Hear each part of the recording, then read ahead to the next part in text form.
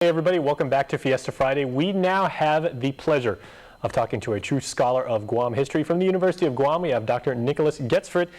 Doctor, welcome to the program and half a day. Half a day. Okay, and it's, as I said, it's a treat to have you here because with us now, the very appropriate, newly published, your fifth book on the history of our island. And well, actually, I've written 5 books before this on different subjects. This is the first one I've ever written on Guam. Okay. Yeah. So what makes this book so distinct and so unique? Because you have pretty much devoted your life's work to chronicling and properly documenting the history.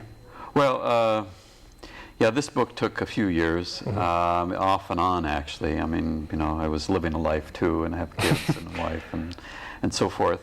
But yeah, I have written other books on indigenous navigation, indigenous Pacific literature, Pacific ethnomathematics, and historical interpretations of Micronesia's history. So those books sort of, I think, led me to this book, because this book is, well, it's a good 600 some pages. It weighs I don't know how much, but yeah, you drop it on the floor to make a big bang. Okay, and just to prove everybody, because you know we do want to there you go.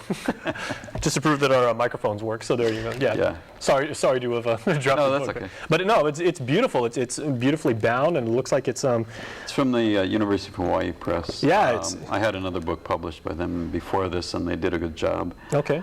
It's actually a long process to, once I had finished and gave them the manuscript, this is actually sort of ancient history to me, because it took about a period of 2 years to get through the whole system.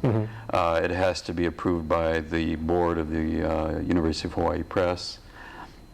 Actually, before that, it goes to 2 or 3 reviewers who go through the whole thing, and that takes them a few months to see whether or not it's really worthy of their investment. Sounds like you trying to defend another dissertation, right? Yeah, I don't know. But which was more challenging? What's that? Which was more challenging, getting your PhD or getting this approved? I think the pressure for the PhD was worse. There was no pressure for this. I was just doing this. I mean, I was already a full professor. I had nothing to prove. I mean, it doesn't get me promoted to any anything. But I felt the need for it because I was intimately involved with the development of Guampedia. You might be Absolutely. Way back in 2000, and I think it was that experience that got me more and more interested in the history of Guam, and not only the history of Guam, but issues of the way that Guam's history is interpreted or not interpreted. So I'm seeing right now the subtitle of the book. It's a bibliographic history. Kind of qualify exactly what that statement entails and what that means. Well, some people might call it an annotated bibliography, although that gets my blood boiling, because most people think of an annotated bibliography as a very kind of passive thing, but which only kind of summarizes things real quick, make it easy. This is not an easy book to read, and it's intentionally made that way because I go into great depth on each of these articles and books that have been written about Guam. Some of the essays go on for pages. So it doesn't spoon feed the reader. Although the indexes on the back, the subject indexes, the name indexes, and the place indexes are very detailed.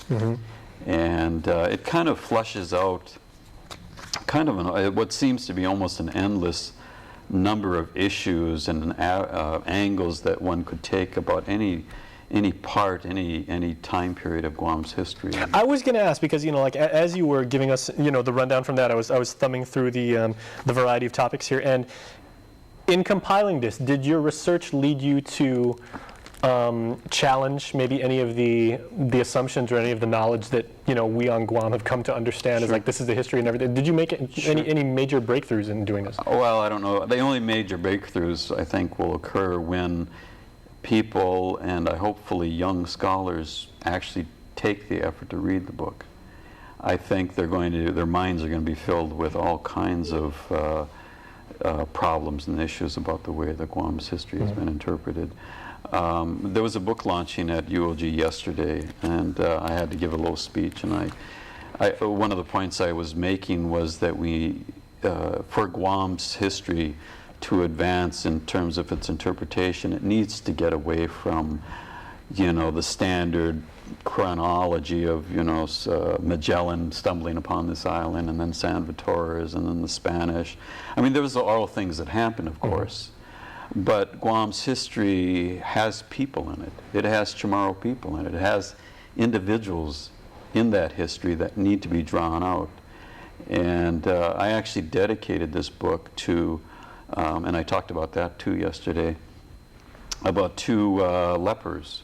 The whole book is dedicated to two lepers that were confined to the leprosy colony in Ipoh in the early 1900s. And they were all exiled to the Philippines in 1912. But there are the two that I dedicate, and we only know their initials. They escaped into the jungle and were not found for another month.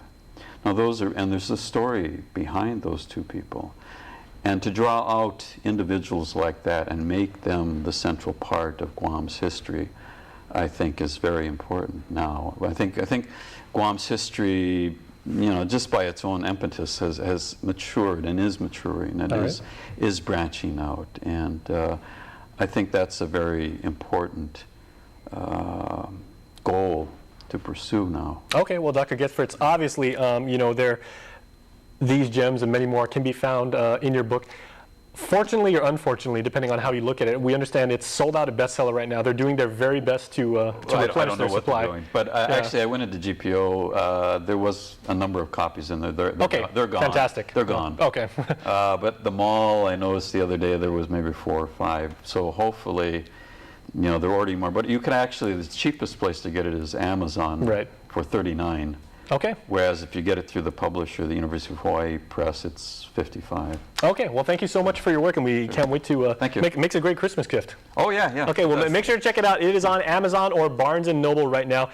Guahan, a Bibliographic History. Make sure to check it out, or you can head over to our website at KUAM.com. You can jump there.